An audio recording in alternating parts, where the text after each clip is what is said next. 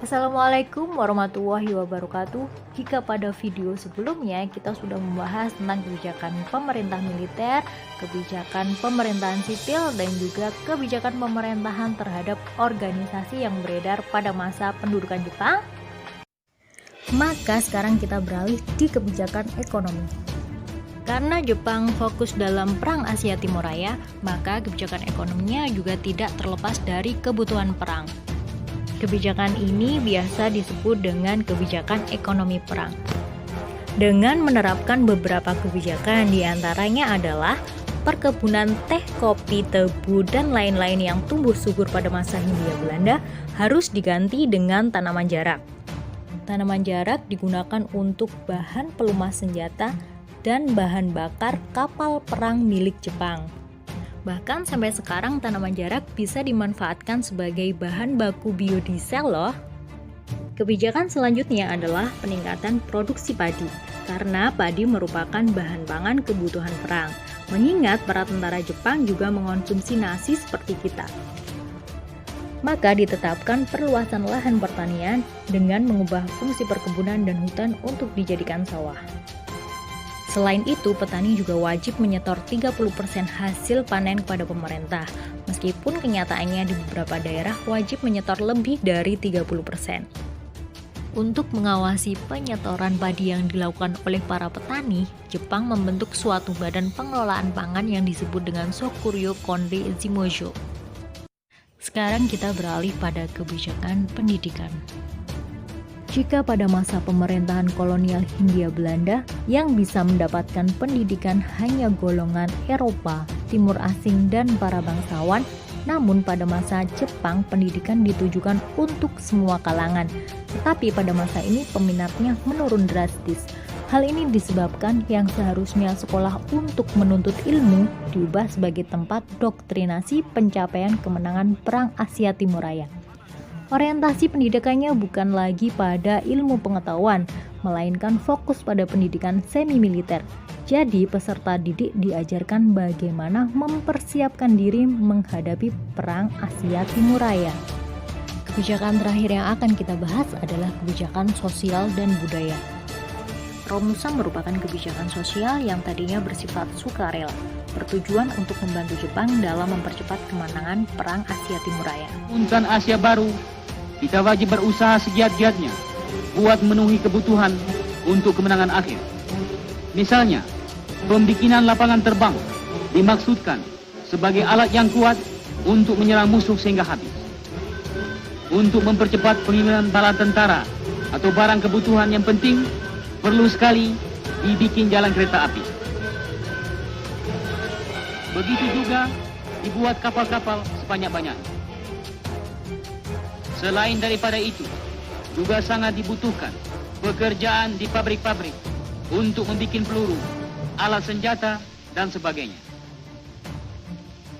Demikian juga pekerjaan menggarap tanah, ladang, sebagai usaha memperlipat hasil bumi.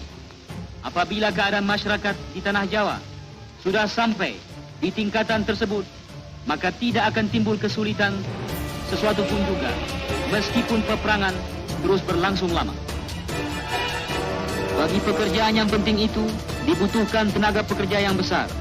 Romu Kyukai di tiap-tiap kota, saban hari hibuk mengerahkan segenap tenaga pekerja untuk dapat memenuhi kebutuhan itu. Yang diurus ialah mengumpulkan dan mengirimkan tenaga pekerja ke tempat-tempat yang membutuhkannya. Di awal pelaksanaan Romusa, Soekarno mendukung penuh kegiatan ini, bahkan menghimbau langsung seperti pada video berikut. Saudara, oleh karena saudara-saudara tidak biasa bekerja tangan, tetapi jikalau saudara ingat akan hebatnya korbanan yang dikerjakan oleh prajurit-prajurit Dainoton dan prajurit Indonesia di medan peperangan, dan ingat akan hebatnya korbanan Romusa biasa, maka saudara-saudara tidak akan memandang berat akan pekerjaan itu. Saudara-saudara, kalau saudara juga ingat bahwa tiap-tiap titik keringat yang saudara teteskan di bumi kita ini menjadi racun bagi musuh, dan tiap-tiap butir batu yang saudara angkat menjadi peluru bagi musuh yang akan menghancur lebar musuh itu, maka saudara-saudara akan bekerja dengan siap. Marilah saudara-saudara kita mulai bekerja. Sekarang kepalkan saudara punya tangan semuanya.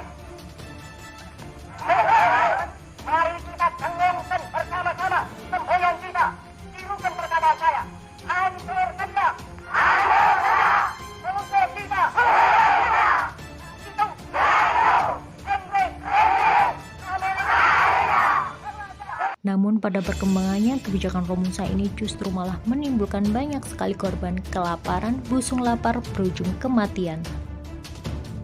Kebijakan kultural yang pertama adalah penggunaan kalender Sumera. Kebijakan kultural yang kedua adalah perayaan hari ulang tahun Kaisar Hirohito. Kebijakan selanjutnya yaitu tradisi Seikiri. Tradisi ini dianggap bertentangan dengan ajaran Islam, sehingga banyak memunculkan pemberontakan, seperti yang dilakukan oleh Kiai Haji Zainal Mustafa di Singaparna, Tasikmalaya, Jawa Barat. Yang terakhir terkait dengan sistem perbudakan seksual. Seperti yang dikutip dalam buku Seks dan Kekerasan pada Zaman Kolonial yang ditulis oleh Suryono, mengatakan bahwa kebijakan ini diatur secara terpusat untuk melayani tentara Jepang yang memerlukan wanita sebagai hiburan. Berikut adalah liputan yang dilakukan oleh salah satu pihak televisi terkait dengan kisah mantan Jukun Ianfu. Terus Jepangnya yang satu yang awal itu masuk ke dalam, bawa saya itu. Terus sekarang tuh masuk, Pak De, kalau nggak boleh dibawa, nanti ada yang meninggal salah satu. Entah Pak De, entah Bude. Semua nangis. Ya, saya cuma diam saja, saya misi anak-anak yang tidak tahu. Waflokin, basi congkong aja urut lagi saya dan heran congkongnya aja. Kalau siang, nah gimana biasa. Kalau malam bangsa pangkat-pangkat opsir. Jadi dapat disimpulkan bahwa seluruh kebijakan penjajahan Jepang di Indonesia terkait dengan keterlibatan Jepang dalam Perang Asia Timur Raya. Terima kasih. Assalamualaikum warahmatullahi wabarakatuh.